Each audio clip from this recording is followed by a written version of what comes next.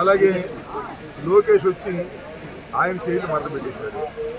ఇవాళ పాపం వాడి సతీమణి ఎన్టీ రామారావు గారు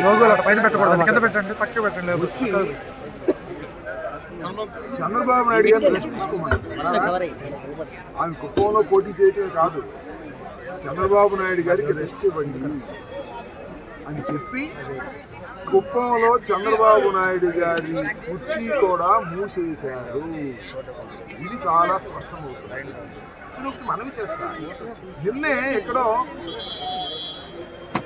జగన్మోహన్ రెడ్డి గారు చంద్రబాబు నాయుడు గారిని వృద్ధుడు ముసలోడు అన్నా అంటారు. దానికి ఎంత కోపం వచ్చింది లోకేష్ బాబుకి. కోపం వచ్చి నేను చాలా ఇష్టంగా మాట్లాడాను.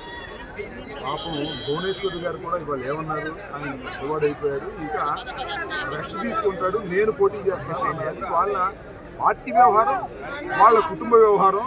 మొత్తం ఇద్దరికీ రెస్ట్ ఇచ్చి, ఎవరికి బాబు కొడుకులకి ఇద్దరికీ రెస్ట్ ఇచ్చి నందమూరి తారక రామారావు గారు కుమార్తె కుప్పంలో పోటీ చేయమని ఎవరు పోటీ చేసినా శ్రీమద్ రమారమణ గోవిందే. కుప్పంలో ఓడిపోవటం ఖాయం.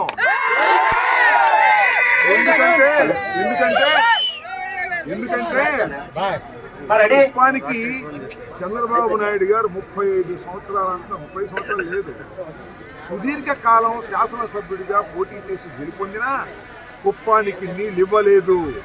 జగన్మోహన్ రెడ్డి గారి ప్రభుత్వంలో త్వరలో నీళ్ళు ఇవ్వబోతున్నాం కుప్పానికి. కాబట్టి కుప్పంలో కూడా ప్రజాదరణ కోల్పోయినటువంటిది చంద్రబాబు నాయుడు గారి కుటుంబం. కాబట్టి అక్కడ కూడా చెయ్యిలు మడత వెయ్యవలసిందే. కుప్పంలో గెలిచే పరిస్థితి తెలుగుదేశానికి లేదు, రాష్ట్రంలో ఎక్కడ గెలిచే పరిస్థితి లేదు. మంచి కామెంటే, నేనేం కాదంటున్నాను.